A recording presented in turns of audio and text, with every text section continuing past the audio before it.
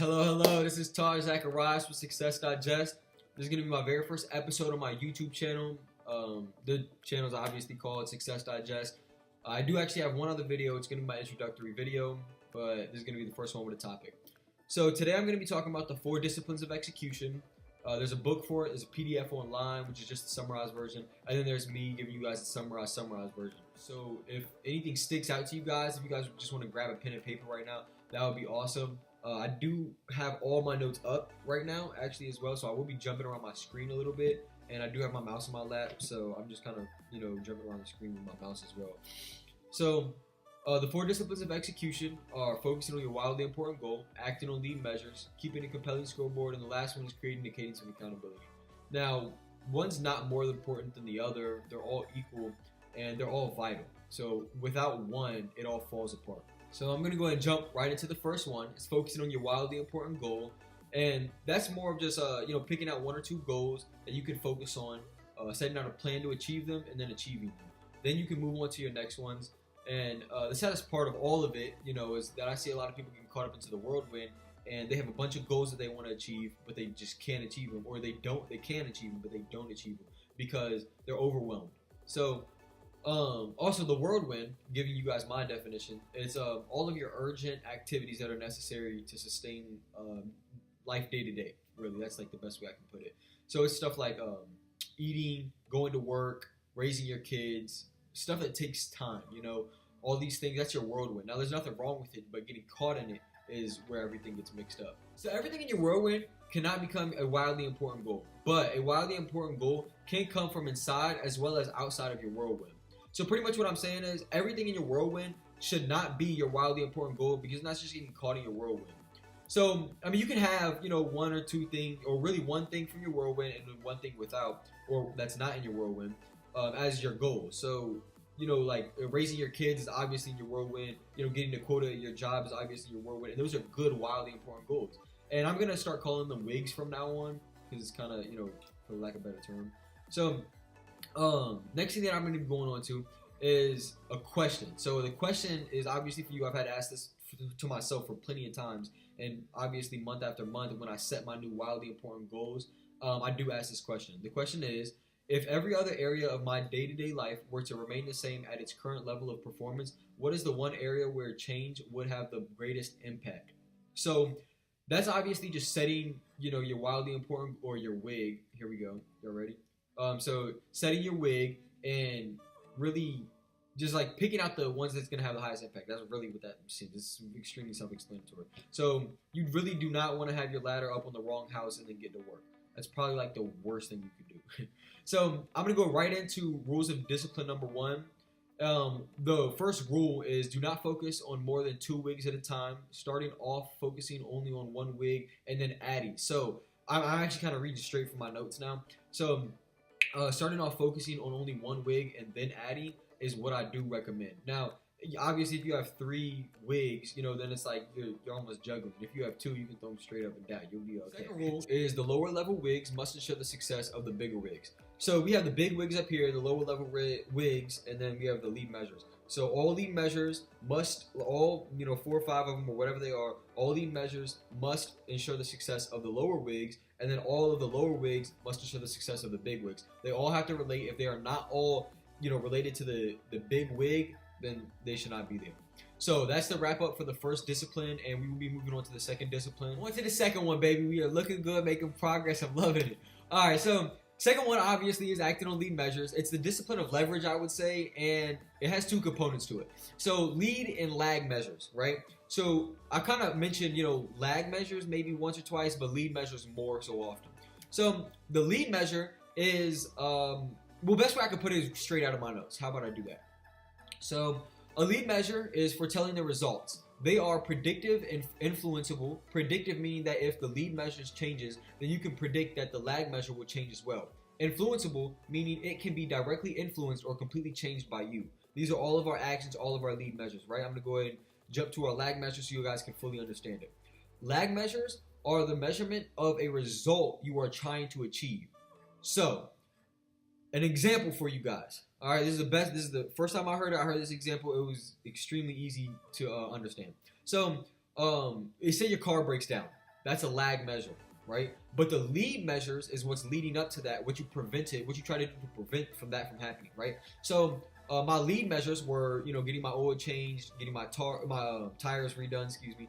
All these things, getting the coolant, everything checked on, everything like that, right? Those are all the lead measures, right?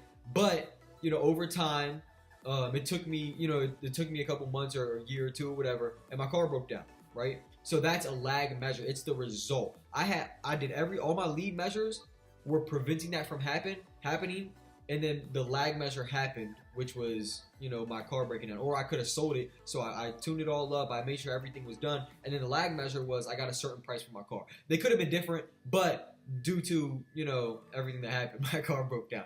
So some outside variables can and will have an impact on your lead measure sometimes, right? It's just life.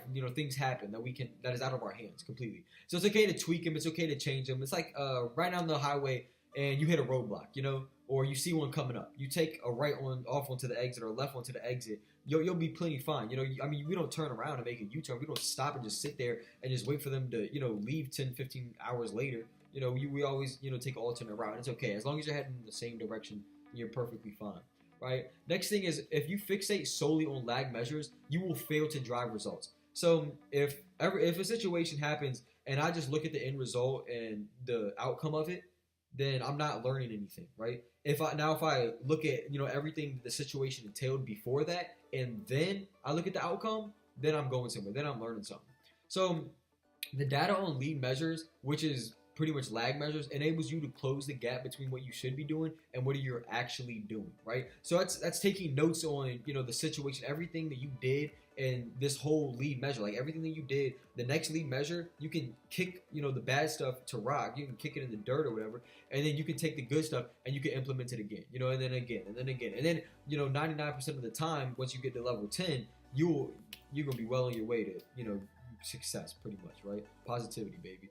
So two things I do want to say before I wrap up this whole discipline is, remember that the key principle behind lead measures is simply leverage. Leverage your focus, leverage your energy, and most importantly, leverage your time. All right, time is invaluable. To number 3, baby. All right, come on, we gonna keep it going. So third one is keep a compelling scoreboard, right? So people disengage when they don't know the score.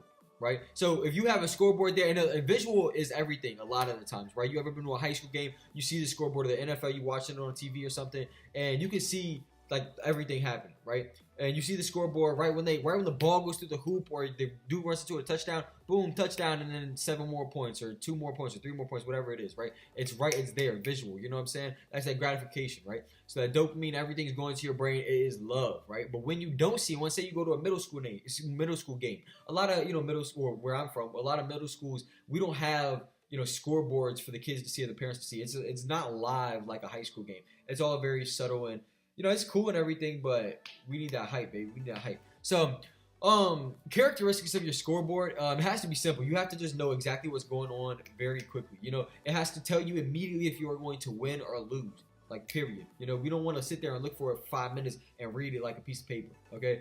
It has to be visible to you every single day. So, our scoreboards are obviously going to be different. They're not going to be big like, the usual sports games and whatnot. But when you wake up, boom, right there in front of you, or a notebook, in big letters, what your score, how you're doing, or say you have somebody that's keeping you accountable, right? That they can keep that score. You can give them that paper and check it off every single day. Boom, boom, boom, boom, boom, boom. I did it, right? So, and then you should show the lead and lag measure. So progression, okay? Not just like checking everything off, but the lead and lag measure. So what you want out of it and what you're gonna do to get there, right? It's reminding yourself. Repetition is key. If you look at it all the time, you're gonna feed yourself that exact same thing. Your thoughts, you create them, right? If you look at something in the morning, if that's the first thing you look at while you're brushing your teeth, taking a shower, whatever you do in the morning.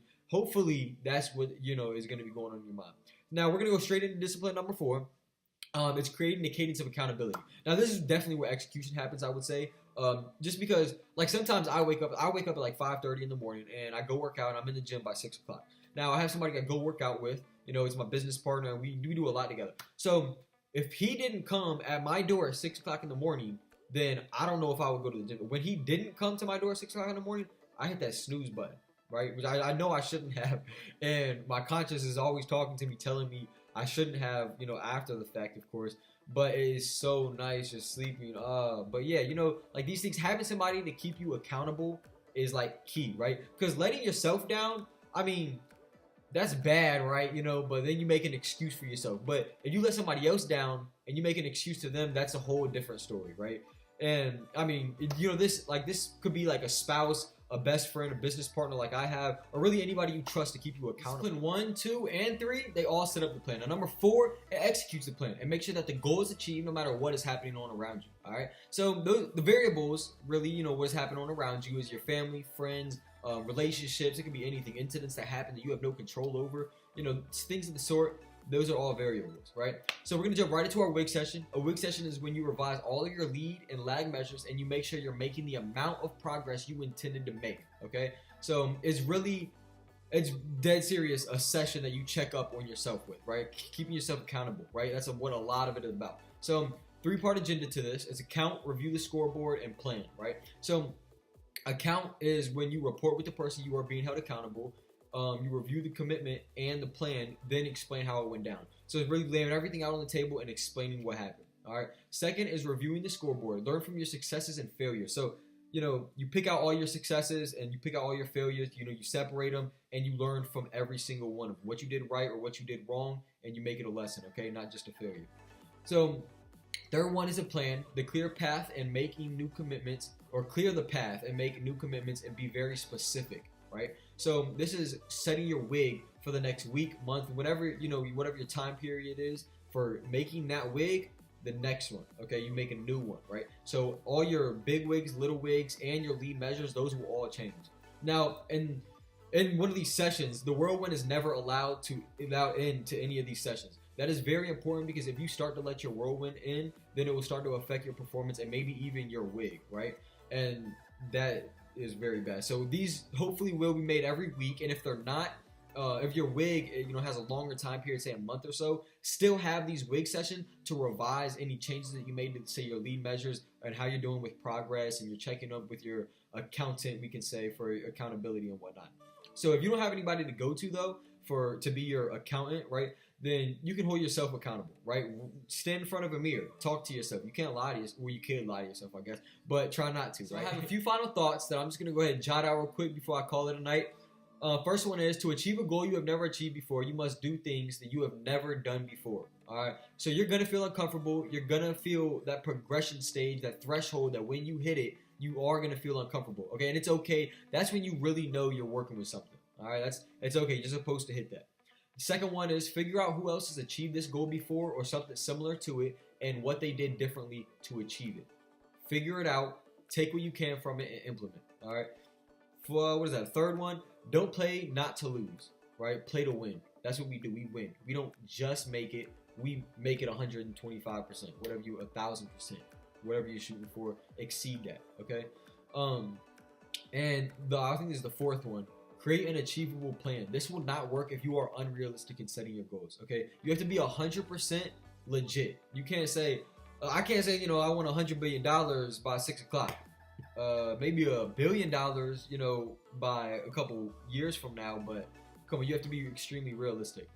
I'm going to wrapping it up for the night. It has been a long day. I spent plenty of hours into the computer in front of here. I'm sure you guys have seen the background change from daylight to a little bit more gloomy. I'm gonna have all my information up so you guys can contact me, DM me, messenger me, all of that stuff on Facebook and Twitter and whatnot. Subscribe, comment, any questions. I will be on here talking to you guys, being extremely active. Have a blessed night, and I will talk with you guys soon.